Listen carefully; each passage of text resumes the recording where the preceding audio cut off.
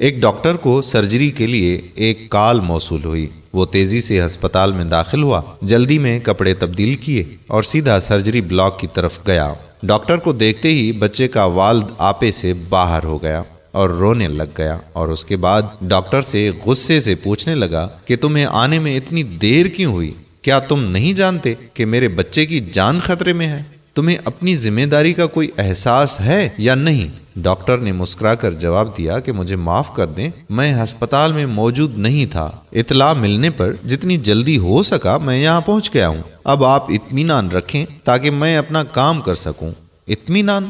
بچے کا باپ غصے سے چلایا، اگر تمہارا بیٹا یہاں کمرے میں موجود ہوتا تو تم اطمینان رکھتے؟ اگر تمہارے بیٹے کا اس وقت انتقال ہو جائے تو تم کیا کرو گے؟ ڈاکٹر نے ایک مرتبہ پھر مسکراتے ہوئے جواب دیا کہ ہم مٹی سے بنے ہوئے ہیں اور ہم سب کو مٹی میں ہی واپس جانا ہے۔ آپ اپنے بیٹے کے لیے دعا کریں، ہم اپنی پوری کوشش کریں گے۔ بچے کا والد زیر لب بڑبڑایا اور کہنے لگا، جب خود پر نہ گزرے تب نصیحتیں کرنا آسان ہوتا ہے۔ سرجری میں کچھ گھنٹے لگے۔ ڈاکٹر خوشی سے باہر آیا اور والد کو خوشخبری دی کہ آپ کا بیٹا خطرے سے باہر ہے۔ جو بھی سوالات ہوں نرس سے پوچھ لیں، اور وہ تیزی سے باہر کی جانب بھاگنے لگا۔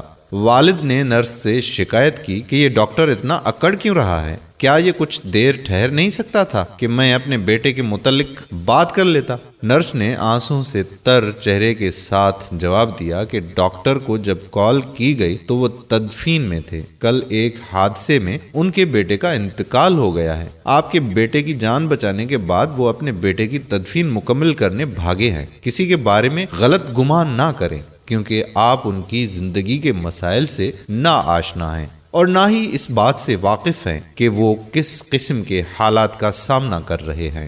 دوستو، کسی کے بھی خلاف کوئی بھی رائے قائم کرنے سے اس کے ضمنی حالات کو بھی ضرور دیکھا کریں۔ اپنی طرف سے جلدی رائے قائم نہ کیا کریں۔ دوستو، اگر آج کی ہماری یہ ویڈیو آپ کو پسند آئی ہے تو اس کا بہترین اظہار یہ ہے کہ کمنٹ کریں، لائک کریں اور اس ویڈیو کو اپنے دوستوں احباب کے ساتھ شیئر کر دیں۔